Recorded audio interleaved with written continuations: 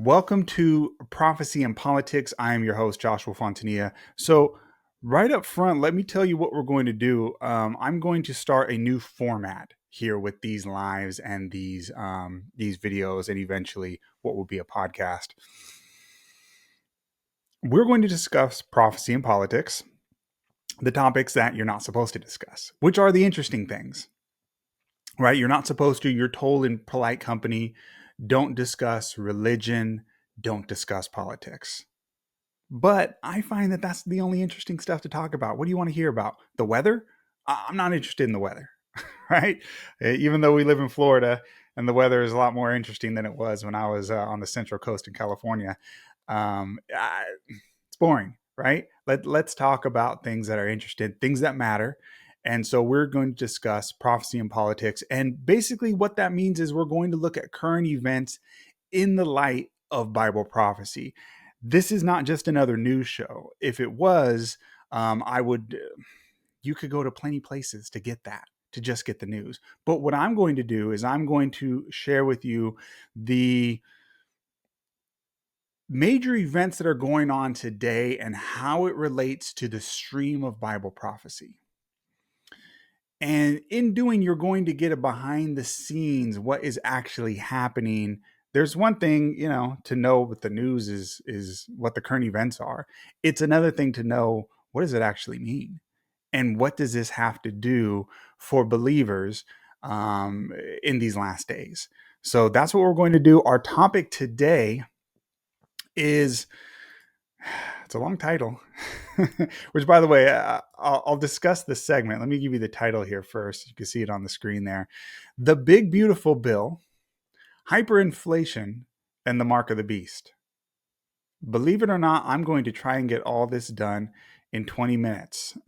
So we're going to discuss the new Big Beautiful Bill that just passed through the House of Representatives. Trump and Speaker Johnson back this, and then it will go to the Senate. It hasn't passed the Senate yet, but it looks like it probably will in some form.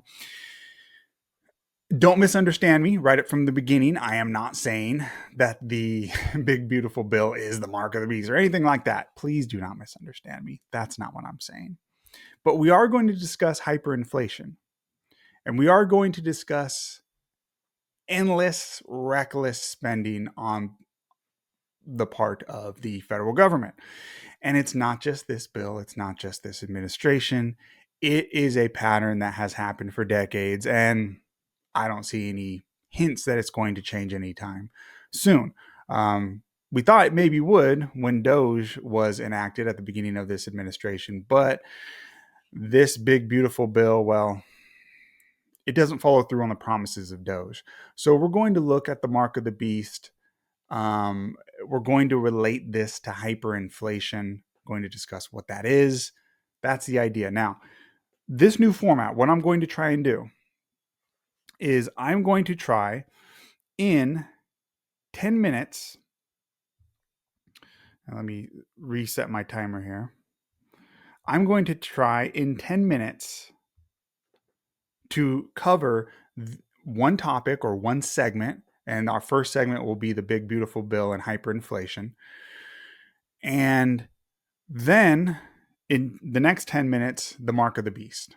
That's what I'm going to do. I'm going to try and give you two, maybe in some of these shows, we'll do 3 segments. Each one will be 10 minutes, at the end of which there'll be a summary,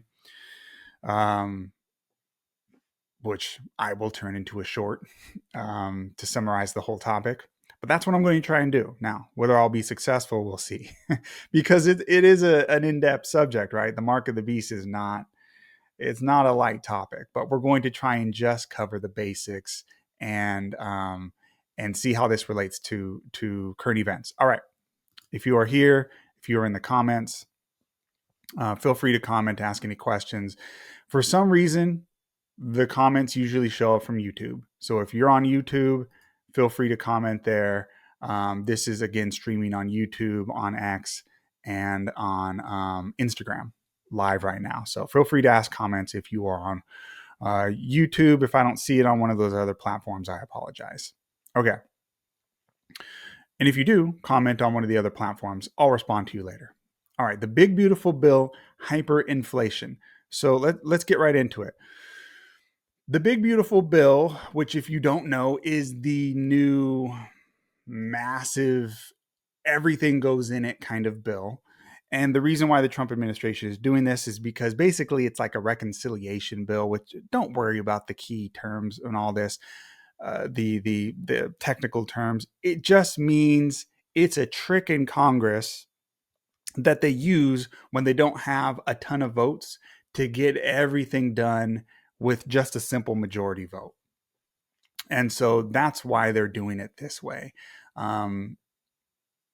Yes, in simple terms, that's it. Now, this bill, and I don't want to get into too much of the politics of it. This stream is not meant to attack Trump or, I consider myself a conservative.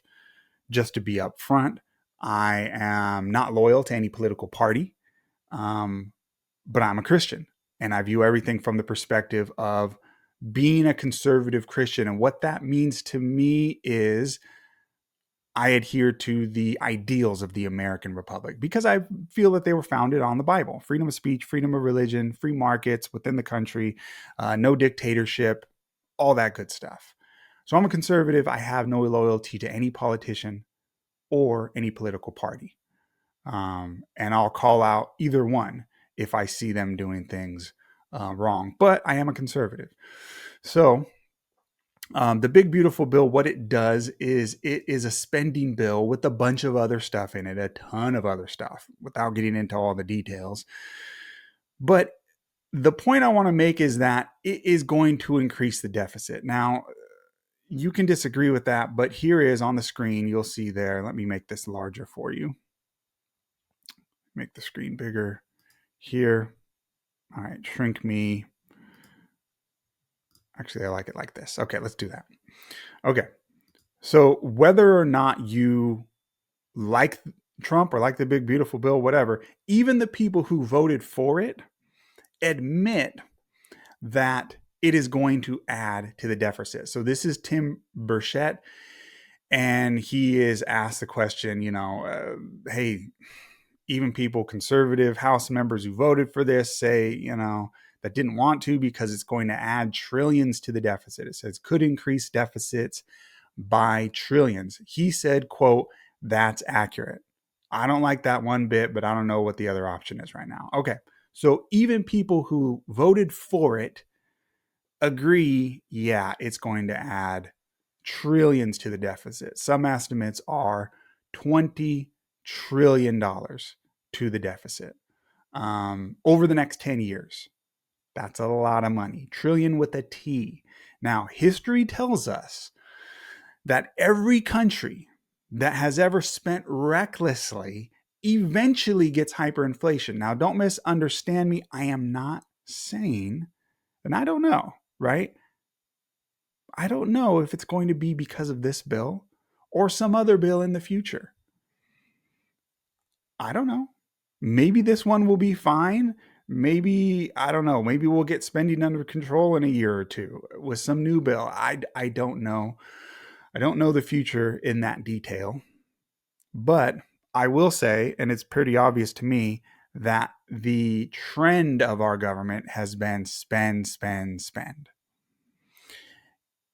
And our deficit keeps going up, up, up. And if we continue along that path, we are going to get hyperinflation. That is just the fact of the matter. Every country who has ever done this, for example, Venezuela, when they had a socialist government, they just spend, spend, spend. And eventually you can only spend so much on credit, which is what we're doing as a country. We're just putting it all on the credit card as a country, adding to the debt, adding to the debt. Eventually, that's going to lead to the point where your money doesn't mean anything. Your money is useless. That's what happened in Venezuela. That's what happened in Germany in the 1920s after, World War I, which led to World War II. We know what happened in Germany after that.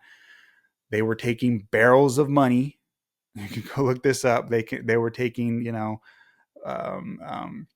wheelbarrows full of money to go buy a loaf of bread or whatever it was, because the money was useless. And this led to the rise of a dictatorship in the 1930s. Not a good thing. And it actually happened in Rome too. So this is repeated over and over again. Rome did it. They, devalued their currency. Now, Argentina tells us how to stop this. Argentina has recently had hyperinflation, which all that means is it's a fancy word for inflation to the extreme, to the point where the money means nothing. Argentina solved this, and they did it by cutting spending dramatically, not just a little bit, dramatically. And they did it while getting rid of regulations and so forth. And so the economy grew. It worked in Argentina. Didn't work in Greece because they didn't do the cut regulations part. So their economy didn't grow. They cut spending, but not enough. You have to do something extreme like what Argentina does to stop this. I don't see our government doing that. We are spending, spending, spending. To give you a simple analogy of, imagine your own family. This is, your own family budget. Taxes is the income from the government, right? For the government. Taxes is how they get income. So we are right now, the Trump administration is wanting to cut taxes. Okay, so that would be the same as if you were to take a pay cut at your job, right? Very simple analogy. I know there's going to be some people, no, it doesn't quite work exactly like that. I know, simple analogy. Just follow with me here for a second. Cutting taxes in some ways is similar to taking a pay cut at your job. You're going to bring home less money, right? Okay. So what does it, what happens when you do that? Let's say you got fired from your job and you took another job where you had a pay cut. Normally, what you and I would do is we would cut our spending at the same time. The only other option is put the spending on credit cards. So what we're doing here in America is we're saying, let's take a pay cut for the government, cut taxes, cut the income, but we're not going to cut spending. We're going to keep spending levels the same. If you or I did that, we would go into debt. And that's what's happening with the US government. We're going to go into more debt. Some say 20 trillion. So this is Thomas Massey, and he says the big beautiful bill will add 20 trillion of federal debt over 10 years. And that's according to the authors of it. So people don't get mad at me for saying it's going to add to the debt. The authors of the bill said, yeah, that's what it's going to do. The trick part, and this is what makes it even worse, is the tax cuts, which again is like getting a pay cut at your income. They're going to do that right now. So they're going to take the pay cut at the income. The spending cuts that they did do some spending cuts in the bill. Those are in the future. Those are in the future for another Congress. So let's say, for example, in the midterms, the Democrats win. They could just reverse those. So the income goes down, but the cutting the budget, cutting the spending, that might not ever happen because that's in the future. Again, they're doing the income part right now, but they're going to do the other part later, which means maybe it won't even happen, right? Okay. What does this mean? And again, you can agree with Thomas Massey or not. You can like him, not. That's not the point here. What's clear to everyone is this is going to raise the debt. This is spending, spending, spending. What happens when you do that? Let's go back here. Money becomes, that's a typo there. Money becomes useless. That's what I meant to say. Money becomes useless. Society collapses. If money is useless, imagine what that would mean.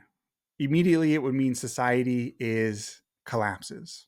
That leads to mass starvation, and it would eventually lead to a dictatorship. The only way to make things work, let's say you no longer were motivated to work by getting a paycheck because your paycheck doesn't mean anything. So people stop working. So nobody goes to work and makes the stuff we need or the food we need to eat, right? And so when everyone stops working because the money is useless, now you have mass starvation and nobody knows what to do, right? The only way out of that chaos that would happen would be dictatorship. And that's what's happened in history when those kind of things happen. Now, there's another option. The dollar becomes useless. What's the other option? You bring in a digital currency. Digital currency. They're already talking about that. It could be some kind of like Bitcoin, right? Think Bitcoin. It could be some kind of new government version of Bitcoin or something like it, a digital currency. But if you were to bring that in, that could easily lead to, or would, it's guaranteed basically, what they have in China, where everything you do is monitored. Because imagine a digital currency that's created by the government. And they say, this is your new dollar. The old one doesn't mean anything. This is the new dollar. And here's our new digital currency. Wipe the slate clean with the old one. We'll start with this new digital currency. Now everything you do is digitally able to be monitored. And so you can social credit scores like what they do in China, where they just turn off your ability to make certain purchases, easily restrict it. Boom, you're done. You can't buy this. Oh, you want to buy food? That's okay, but you can't buy a plane ticket to leave your area because your social credit score is not good enough, right? So you can easily see how a digital currency could lead to this control situation. And that's all the mark of the beast is in simple terms. It's the idea that the government is saying who is allowed to buy or sell, who's allowed to participate in the economy. All right, let's summarize.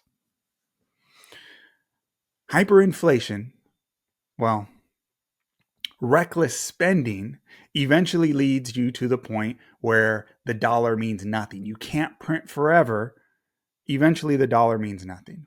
That could lead to hyperinflation and it could lead to a digital currency. Either one leads you to a dictatorship because now the government controls what you can buy or sell, right? With the digital currency that's given by the federal government, which you better believe they're going to have control over it. If you think they're going to let it be free, yeah, I got news for you. They're not going to allow that. So that the government controlling what you can buy or sell, I'm not saying a digital currency is itself the mark of the beast. That's not what I'm saying. But you could easily see how it could be used to enforce the mark of the beast. You're not able to buy or sell unless you are in alignment with what we want at the government, right? So when Christians see hyperinflation and reckless, endless spending, just know that eventually this could lead to a situation like what is described in Revelation 13. No man can buy or sell save he that has the mark. You got to go along with the system, or else you're not allowed to participate in the economy. You starve.